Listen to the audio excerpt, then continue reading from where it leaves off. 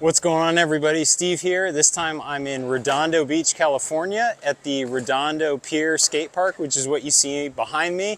Got a big Andy Jenkins mural next to it. This park was built in 2023 by Spohn Ranch. It's like 9,000 square feet or so, and it's right on the pier next to the marina. Got a good mix of like transition and low impact street stuff. So I'm going to take you through this park so you can see everything it has to offer. And if you're in the Redondo Beach area and you want like kind of a nautical vibe, this is definitely a park to check out. So let me show it to you. So I'm going to work my way around the park and kind of zigzag while people are skating. First thing I want to point out is this round flat bar, kind of a standard dimension for Spohn Ranch parks. This thing is about a foot tall and about 16 feet long. So nice and plenty of room to skate it. There's flat ground in both directions. The cracks are a little bit gnarly here because they definitely set the ramps and stuff on top of an existing structure, but it's still super smooth. And this rail is about 2.5 inches in diameter. So plenty wide enough to lock in grinds and slides and gives you plenty of time to set up coming in both directions. So that's kind of nice for sure. Next is a quarter pipe area. These quarter pipes are a little bit steeper. They're 3 feet tall or so, but have metal coping on the top of them. Both are symmetrical, so they're 12 feet wide on both sections with an 8-foot wide bank that extends up to be about 4 feet tall or so in the middle. So you could do like quarter pipe to quarter pipe from a transfer or transfer into the banks if you want. But they're good for stalls and grinds and things like that. Plenty of width to grind across, but again, short enough to learn all kinds of like mini ramp style stalls if you want to do that. In the middle of the park, you've got this like pyramid style complex, if you will. The first thing you see, which is in front of me, is like this manual pad / ledge. This thing is about 12 inches tall, so a foot, and I would say about 20 feet long. So nice and long for good slides and grinds, as well as manuals on the top of it. And you've got a really mellow 1 foot tall wedge that kicks you up to a step up ledge. So it definitely skates like a Euro gap. Now this part you see in front of me, that's about 4 feet long or so. So it is kind of lengthy, but definitely doable if you get enough speed coming off of one of those banks or the quarters, and plenty of width as well to work with. So you don't have to worry about getting too squirrely. Now on the other side of it, it obviously just skates in one direction. So most people don't have the pop to get up on top of that, but it is doable. That thing is about 2 feet tall. And then there's another section that's about 6 inches taller as well. So you've got kind of two levels from a manual pad standpoint, kind of skating like a stage or like Pier 7, if you will, on this side of it that just ends in a drop off. And then you get into like kind of the inverse of what I just showed you before, where you've got these wedge ramps, just like standard bank, with a 4 foot quarter in the middle. So instead of having 3 foot quarters, you've got banks on both sides. And then in the middle, instead of having a bank, you've got a quarter pipe. These things are about the same. Like this is 12 feet long, then an 8 foot wide quarter, and then another 3 foot bank. And there's a hip on the other side, which I'll show you here in a minute. I also want to point out that you've got this little like bench gap thing as well.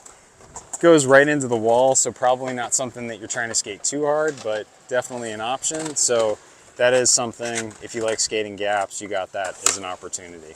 Now as I get around to like that back part of the bank, I mentioned that there's like a little bit of a hip area, and that's what you see in front of me. It kind of is a bit triangular, so it comes out flat, then angles slightly, and then you've got a flat area that is completely perpendicular. So you can skate this like a hip, kind of air over the corner of it. Not very big or tall, so pretty easy to skate. And then on the opposite side of it, I just want to point out that you do have kind of metal edges on everything. So you can skate this kind of like a roll-on grind or down ledge if you want, whatever you want to do there. So it gives it a little bit more variety.